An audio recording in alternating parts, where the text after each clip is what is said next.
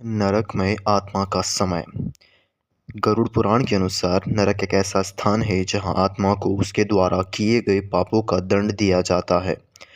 नरक में 28 मुख्य प्रकार के स्थान हैं जिन्हें नरक के स्तर कहा जाता है। प्रत्येक नरक में विशेष प्रकार का दंड दिया जाता है जो आत्मा के कर्मों के अनुसार तय होता है। यह स्थान अंधकारमय, भयावह और पीड़ादायक है। यमराज और चित्रगुप्त आत्मा के कर्मों का लेखा जोखा देखते हैं। यदि आत्मा के पाप कर्म अधिक हैं तो उसे नरक भेजा जाता है। गरुड़ पुराण में यह भी बताया गया है कि पापों की प्रकृति और मात्रा के अनुसार आत्मा को अलग अलग नरकों में भेजा जाता है। गरुड़ पुराण के अनुसार आत्मा नरक में उतरने समय तक रहती है जितने समय तक उनके पापों का प्रायश्चित होता है। यह अवधि कई कारकों पर निर्भर करती है, जैसे पाप की गंभीरता। छोटे पापों के लिए आत्मा को कम समय के लिए नरक में रखा जाता है। बड़े और घोर पापों के लिए यह अवधि हजारों वर्षों तक हो सकती है। यदि आत्मा ने अपने जीवन काल में लगातार पाप किए हैं तो नरक की अवधि लंबी होती है। पापों से संचित कर्म आत्मा को लंबे समय तक नरक में बांध सकते हैं। गरुड़ पुराण के अनुसार आत्मा को अलग अलग नरकों में विभिन्न प्रकार के दंड भुगतने पड़ते हैं।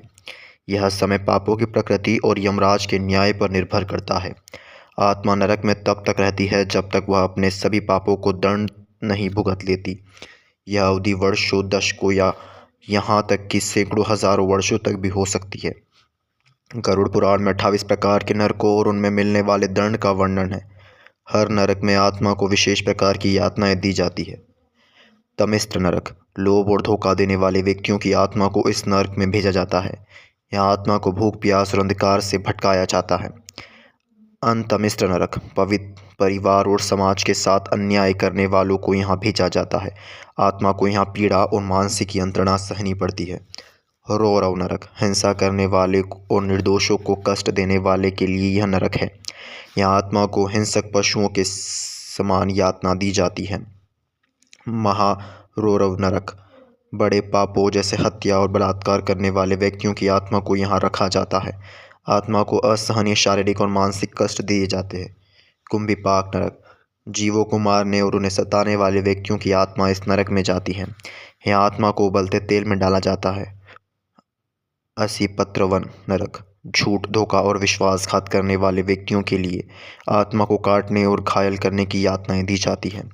इन नरक में मिलने वाले दंड की अवधि आत्मा के पापों की गंभीरता पर निर्भर करती है। आत्मा नरक से कैसे मुक्ति होती है? गरुड़ पुराण में यह बताया गया है कि आत्मा को नरक से तभी मुक्ति मिलती है जब पापों का प्रायश्चित पूरा हो जाए। नरक में आत्मा के लिए दंड के माध्यम से उनके पाप समाप्त हो जाते हैं। दंड पूरा होने के बाद आत्मा को पुनर्जन्म दिया जाता है। परिवार के सदस्य आत्मा के लिए श्राद्ध, पिंडदान और तर्पण जैसे कर्म करते हैं जिससे उसे नरक से मुक्ति मिल जाती है। गरुड़ पुराण में आत्मा के नरक के अनुभव का विस्तृत वर्णन मिलता है। शारीरिक पीड़ा, आत्मा को सूक्ष्म शरीर में दर्द और यातनाएं सहनी पड़ती है। आत्मा को अपने कर्मों का प्रायश्चित होता है। नरक का वातावरण डरावना और पीड़ादायक होता है। यमदूत आत्मा को अनुशासन और दंड के लिए बाध्य करते हैं। गरुड़ पुराण में नरक से बचने और आत्मा की शुद्धि के लिए कई उपाय बताए गए हैं। अच्छे कर्म और धर्म के नियमों का पालन करने से नरक की यात्रा टाली जा सकती है। पापों से दूर रहना, झूठ, धोखा, हिंसा और अन्य पापों से बचना। दैनिक प्रायश्चित, नियमित रूप से ध्यान, प्रार्थना और दान करना। जरूरतमंदों की सेवा और धार्मिक अनुष्ठानों में भाग लेना।